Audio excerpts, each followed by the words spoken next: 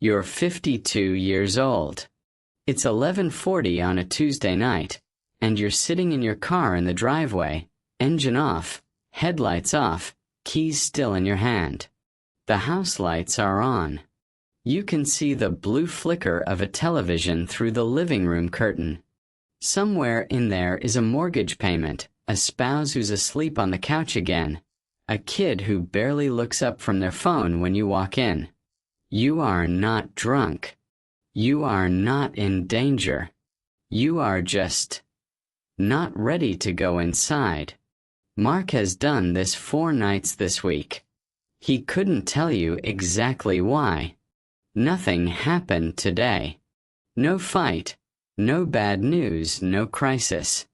Just another ordinary Tuesday that felt, somehow, like it belonged to someone else's life. He thinks, when did I become a stranger in my own house?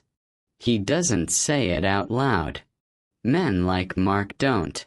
He just sits there in the dark in a car that still smells faintly of his kid's spilled Gatorade from a decade ago, wondering how a person can be surrounded by everything, a family, a career, a full calendar, and still feel completely, utterly alone. If you're watching this at 45, 50, 55 years old, you already know this feeling. And here's what nobody tells you. You are not the only one sitting in that car. This is not just Mark's story. Across the country, right now, millions of people born between 1965 and 1980, the generation raised on latchkeys and cassette tapes, the generation told to figure it out yourself, are sitting in their own version of that driveway. They built the life they were told to build. Career, house, marriage, kids, and somewhere around 50, many of them looked up and realized they didn't recognize the person living it. Researchers have a term for what's happening to this generation. The midlife loneliness paradox, the experience of being more connected on paper and more isolated in reality than any generation before them. Gen X isn't falling apart because something is wrong with them. Something happened around them. And almost no one has explained what it actually is until now. Fault line 1. The generation that learned to need no one. Picture 8-year-old Mark in 1982. Both parents work. He lets himself in with a key on a shoestring around his neck. He microwaves his own dinner. He solves his own problems, because there's no one home to solve them for him. That kind of childhood builds something real. Independence, toughness, the ability to function without support. But it also quietly teaches a dangerous lesson. Needing other people is a weakness. So 30 years later, when Mark is drowning, his instinct isn't to reach out. It's to go quiet. To handle it alone, the way he handled everything alone as a kid. This is not a personal failure. This is not Mark being bad at relationships.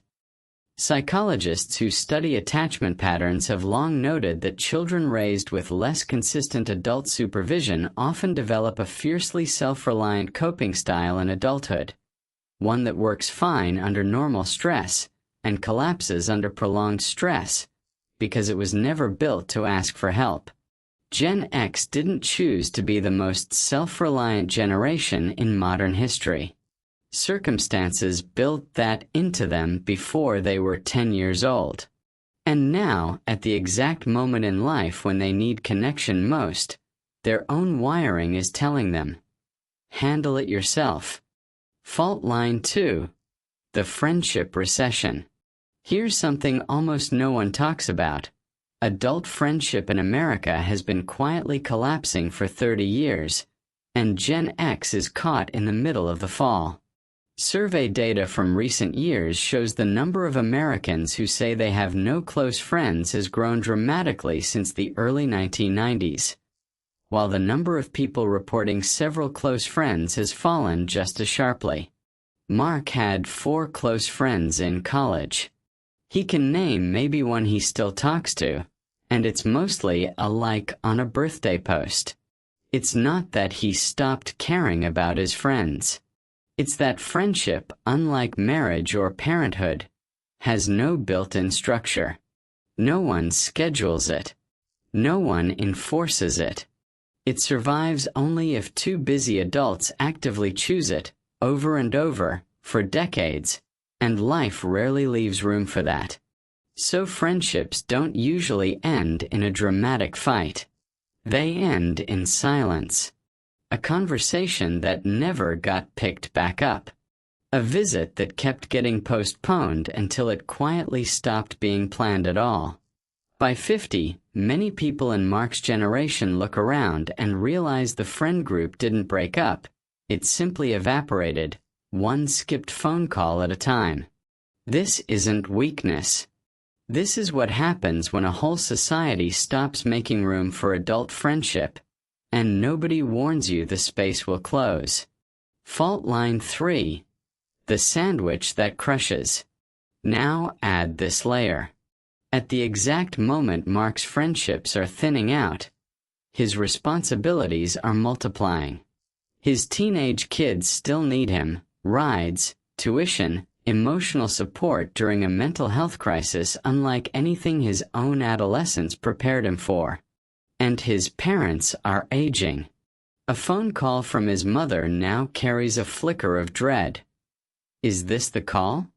Researchers call this the sandwich generation, adults simultaneously caring for children and aging parents, and Gen X sits squarely in its center. Often managing both with almost no institutional support, no extended family living nearby, and no time carved out for their own needs. Mark isn't lonely because he's surrounded by too few people. He's lonely because he's surrounded by people who need things from him, and no one left who's simply checking on him. This is not selfishness to notice. This is exhaustion. There's a difference. Fault line 4. The body keeps score. Something else is happening that almost never gets said out loud on camera. Midlife brings a real, physical shift in the brain and body, for men and women both.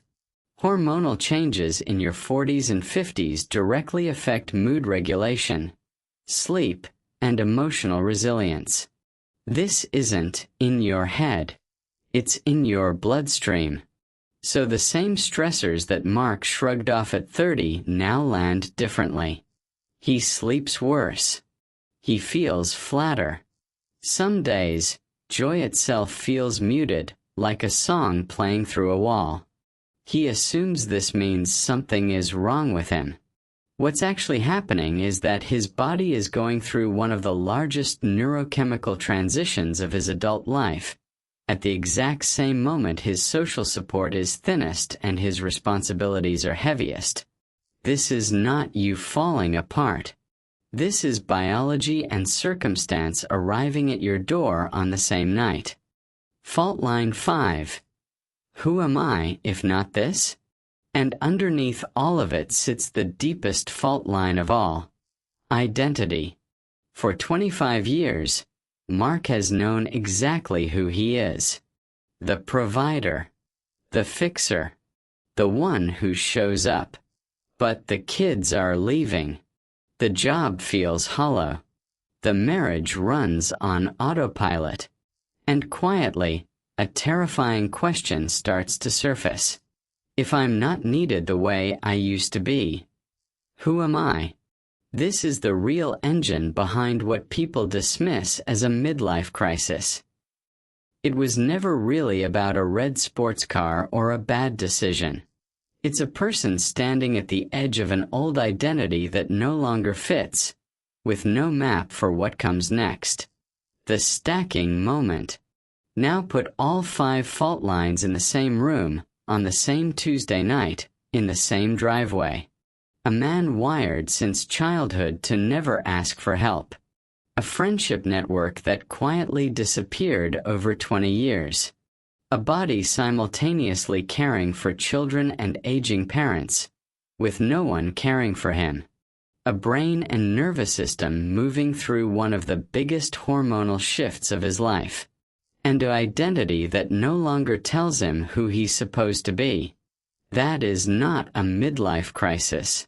That is 5 separate pressure systems, arriving at once, on a person who is taught his whole life to carry weight silently and alone. Of course Mark is sitting in that car. The wonder isn't that he feels this way. The wonder is that so many people are carrying this exact weight, in silence, believing they're the only one. Reframe. Here is the truth almost no one tells this generation. This is not a breakdown. This is a rebuild. Every fault line that cracked something open in Mark's life, the friendships that thinned, the identity that dissolved, the old version of himself that no longer fits, is also, quietly, making room for something new.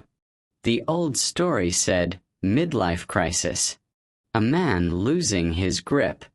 The real story is this, midlife reconstruction. A person finally being asked, for the first time since childhood, who they actually want to be, now that survival isn't the only job anymore. The loneliness isn't proof that something is broken in you. It's proof that an old structure has ended, and a new one hasn't been built yet. Return to the car. It's 11:40 on a Tuesday night.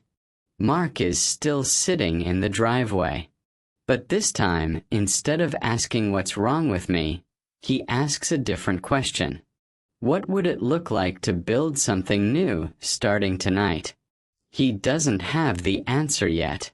Nobody does at first. But for the first time in a long time, the silence in that car doesn't feel like defeat. It feels like the quiet before something begins. If you're the one sitting in your own car tonight, you are not broken, and you are not alone. You are exactly where millions of people your age are standing right now.